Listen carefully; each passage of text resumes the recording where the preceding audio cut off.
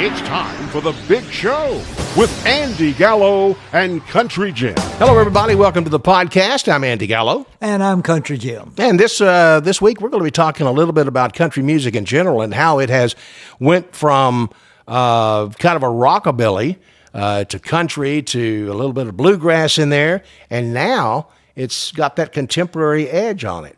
Yes.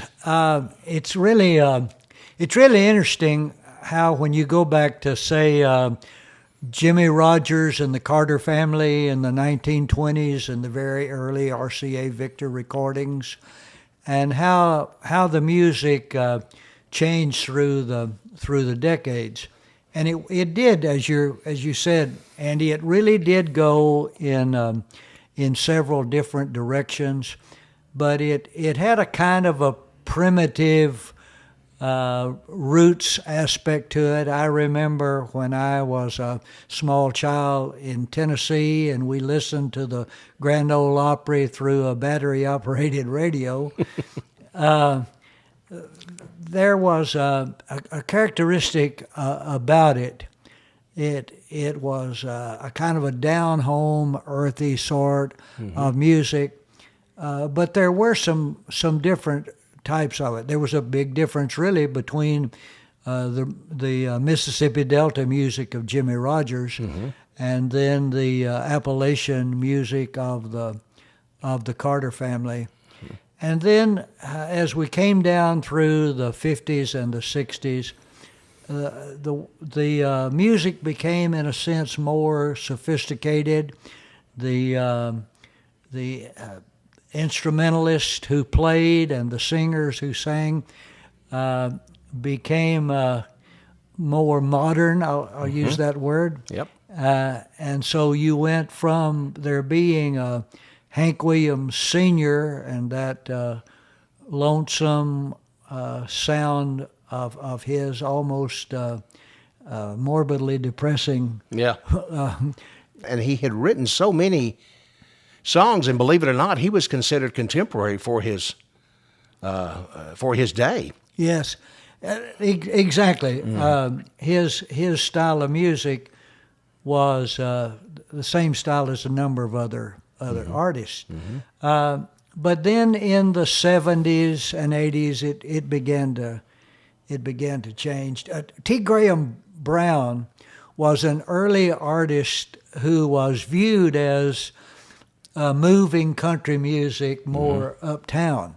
And ironically, when you consider where country music is today, T. Graham Brown was really pretty country. He was. Compared to where it is. I remember the story that Roger Miller, T. Graham Brown went up to Roger and said, "Roger, have you heard my last record?"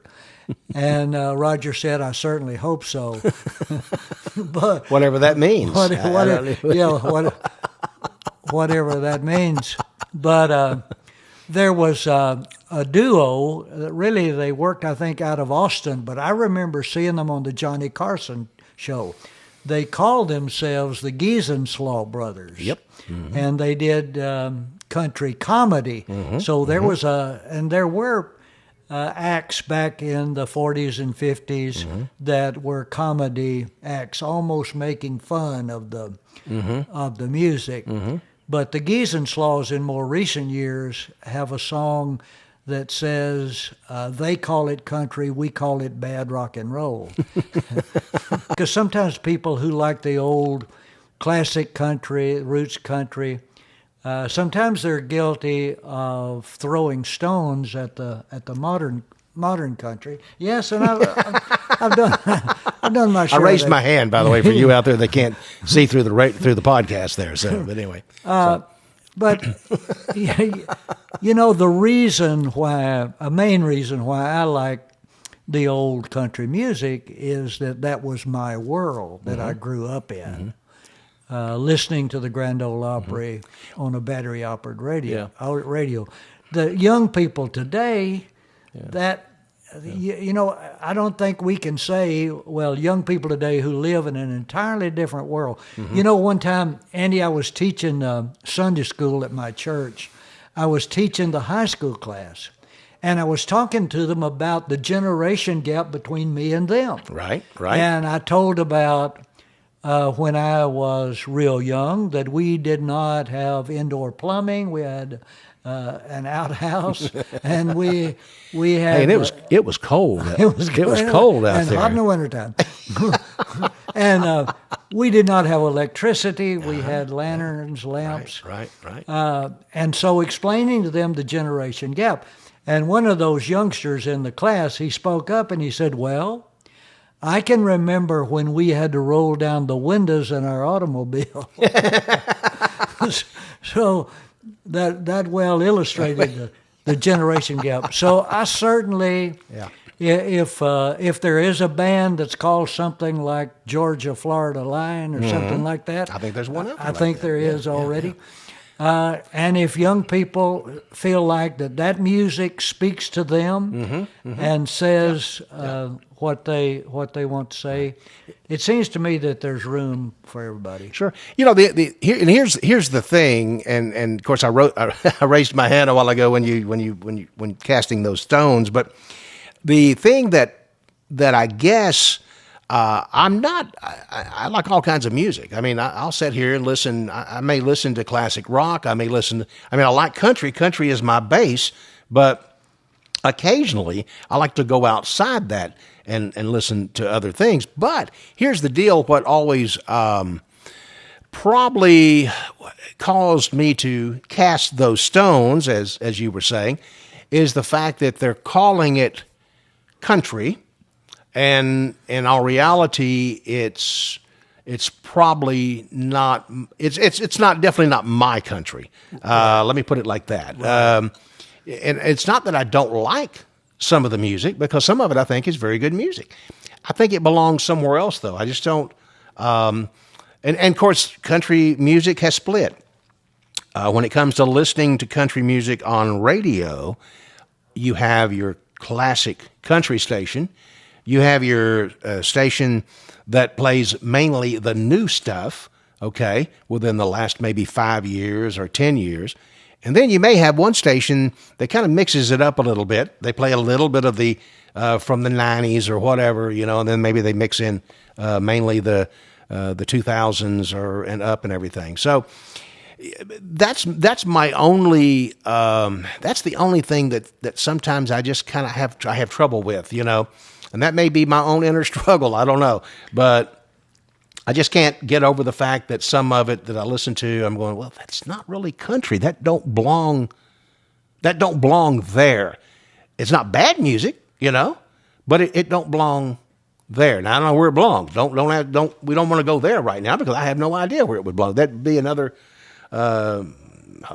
format altogether, I guess. But and that's kind of where I'm at on that deal, But I think in the early days, as you were talking, the Appalachian sound, you got that rockabilly sound that came from Elvis and just different people like that, But I think maybe, and I know for a fact people struggled with that. Elvis, he was kicked off the Grand Ole Opry. I think he got to play one show, and that was the last time he ever played because he moved too much, or or something like that. So yeah, there was a period of time there when the music tried to gel. Mm-hmm. I've been a student of and a fan of the Louisiana Hayride that was in Shreveport. Mm-hmm. And in those early days, actually, when Hank Sr. got kicked off of the Opry for either not showing up or showing up in kind of a bad shape. Inebriated, yes. And so he was no longer used. And so he came to Shreveport and started doing the Louisiana Hayride. Mm-hmm. And at the same time that he was on the Hayride, Elvis Presley was on that. Right. And Presley played it until Colonel Parker came down and bought out his contract because he was under contract and had to play it. Mm-hmm. And so the music then, as rock and roll became so powerful, actually country music really suffered a lot. I've read several autobiographies and biographies of classic country performers. And if I'm remembering it correctly, I guess I should have gone back and looked it up. But Dolly Parton, in her autobiography, she said that when she made the decision to leave the Porter Wagner show, that all of those duet albums that she and Porter had recorded, I believe that she said that the best-selling album that they did sold in the 60,000s. Wow. And then, of course, she left to join Kenny Rogers and started selling 1 million. I think 60,000's nothing. That's right. It really isn't. Right. But country music was definitely a different deal back then. There was a very small, narrow band of people that listened to country music. Yes. Throughout the 50s and 60s. I had and the no 70s idea. Too, yeah. I was so naive when I was young. I thought it was just a nationwide, really big deal. Yeah. When we got a TV, one of the early black and white programs was entitled "What's My Line?" Kitty Carlisle and those folks. Yeah. Well, what they would do is they would disguise the face and the voice so that these people trying to guess who it was. Well, they had Bill Monroe on there, and they didn't disguise him at all. He had on his suit and his cowboy hat. Yeah. And I'm going, well, what is the deal? Yeah, they don't know. They did not know who that was. Yep. And even after they asked him their questions, they had no clue what bluegrass music was or who Bill Monroe was. Yeah. See, I don't think country or bluegrass made it past the Mason-Dixon, for a long time. If you went to New York City, I remember there was an album, and I can't remember. I think it was Roy Clark, Don Williams, some other artists playing Carnegie Hall. And this album was, I think, produced back in the late 70s, maybe early 80s. I don't know. But it was, even at that time, it was considered a milestone because, I mean, you didn't have a lot of that, I guess maybe if you were watching The Tonight Show with Johnny Carson back when he was in New York, that was probably, he had occasionally some artists. He had Ray Price on there, I know, a few times. And Roy Clark, I think, even actually hosted that show occasionally. Buck Owens and the Buckaroos going to Carnegie Hall was a really big deal. That was a big one, too. You're right. And, You're right. Yep, absolutely. That was album, the 60s. That was the 60s, right? I think that's right. And that album was a huge success. And so I really relate to your comments about, so what do we call it today? What is country music? For me, country music was roots music. It was rural music. Yep. And admittedly, modern day country artists have taken it to a worldwide stage. And I was reading earlier today about some controversies with some modern country artists, and there must have been 7 or 8 of them listed in this article, and yours truly had never heard of any of them. Oh, wow. And so, so on our podcast, admittedly, and one reason for doing this is to tell you that we are going to do some artists who are outside the genre of classic country music or even country music. Yeah. But we want to expose our listeners and viewers to really good music.